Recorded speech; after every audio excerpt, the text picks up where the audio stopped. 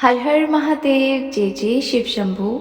आज हम महाशिव पुराण का विदेश्वर संहिता का अध्याय 9वां पढ़ने जा रहे हैं, जिसमें हम पढ़ेंगे कि शिवलिंग का क्या महत्व है। नंदिकेश्वर जी कहते हैं, ब्रह्मा और विष्णु भगवान शिव को प्रणाम कर चुपचाप उनके दाएं और बाएं भाग में खड़े हो जाते हैं। उन्होंने पूजनीय महादेव जी को श्रेष्ठ आसन पर बिठाकर पवित्र वस्तुओं से उनका पूजन किया।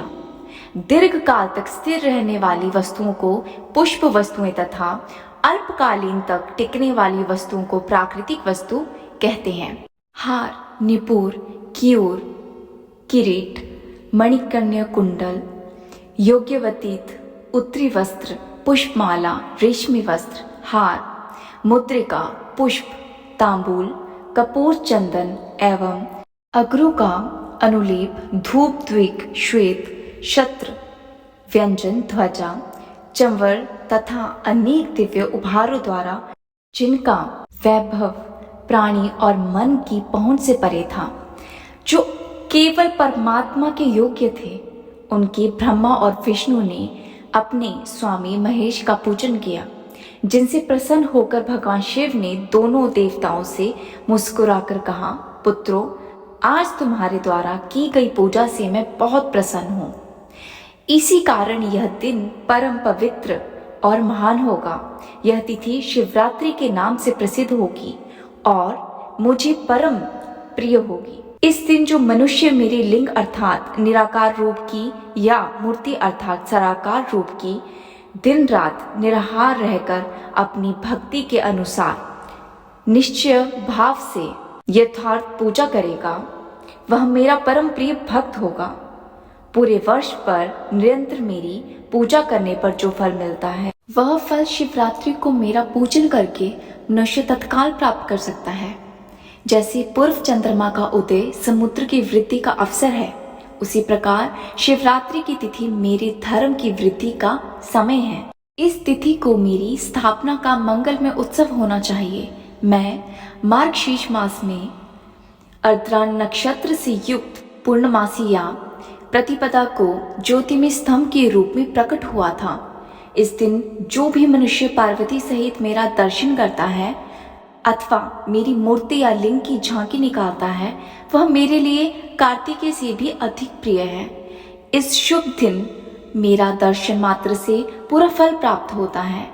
यदि दर्शन के साथ मेरा पूजन भी किया जाए तो इतना फल प्राप्त होता है कि वाणी द्वारा उसका वर्णन नहीं किया जा सकता। लिंग के रूप में प्रकट होकर मैं बहुत बड़ा हो गया था, अतः लिंग के कारण यह भूतल्य लिंग स्थान के नाम से प्रसिद्ध होगा।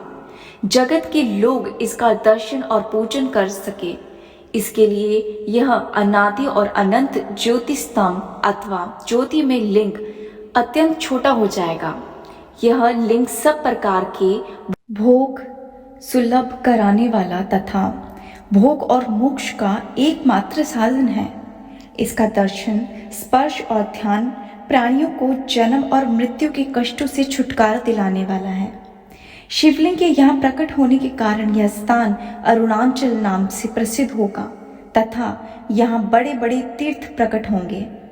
इस स्थान पर रहने या मरने से जीवों को मोक्ष की प्राप्ति होगी। मेरे दो रूप हैं, साकार और निराकार। पहले मैं स्तंभ के रूप में प्रकट हुआ और फिर अपने साकार रूप में। ब्रह्म भाव मेरा निराकार रूप है और महेश भाव मेरा साकार रूप है। ये दोनों ही मेरे सिद्ध रूप है। मैं ही परम ब्रह्मा परमात्मा हूँ। जीवों पर अनुग्रह करना मेरा कार्य है। मैं जगत की वृद्धि करने वाला होने के कारण ब्रह्मा कहलाता हूँ।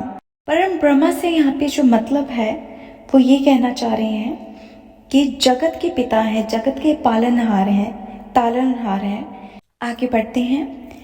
सवित्र स्थिति होने के कारण मैं ही सबकी आत्मा हूँ कि भोलेनाथ कह रहे हैं। स्वर्ग से लेकर अनुग्रह तक जो जगत से संबंधित 5 कृत्य है वे सदा ही मेरे हैं। मेरी ब्रह्म स्वरूप का बोध कराने के लिए पहले मैं लिंग के रूप में प्रकट हुआ, फिर अज्ञात ईश्वर तत्व का साक्षात्कार कराने के लिए मैं ही जगदीश्वर के रूप में प्रकट हुआ। मेरा सकल रूप मेरा ईश्वर तत्व का और निष्कल रूप मेरे ब्रह्म स्वरूप का बोध कराता है। मेरा लिंग मेरा स्वरूप है और मेरे समीप्य की प्राप्ति कराने वाला है। मेरे लिंग की स्थापना करने वाले मेरे उपासक को मेरी समानता की प्राप्ति होती है तथा मेरे साथ एक तत्व का अनुभव करते हुए संसार सागर से मुक्त हो जाता है। वह जीते जी परमानंद की अनुभूति करता हुआ शरीर को त्याग कर शिवलोक में जाता है और शिवलोक की उसे प्राप्ति होती है, अर्थात मेरा ही स्वरूप हो जाता है। मूर्ति की स्थापना लिंग की अपेक्षा गौण है। यह उन भक्तों के लिए है जो शिव तत्व के अनुशीलन में सक्षम नहीं है। तो भक्तों, ये था हमारा महाशिव पुराण का विदेश्वर संहिता का अध्याय 9, जिसमें हमने पढ़ा कि लिंग पूजन का महत्व क्या है, शिवलिंग का महत्व क्या है। ठीक है, अब हम मिलते हैं अगली वीडियो में, जहाँ पे हम पढ़ेंगे शिव पुराण का विदेश्वर संहिता का अध्याय 10। तब तक के लिए हर हर महादेव, जय जय शिव शक्ति।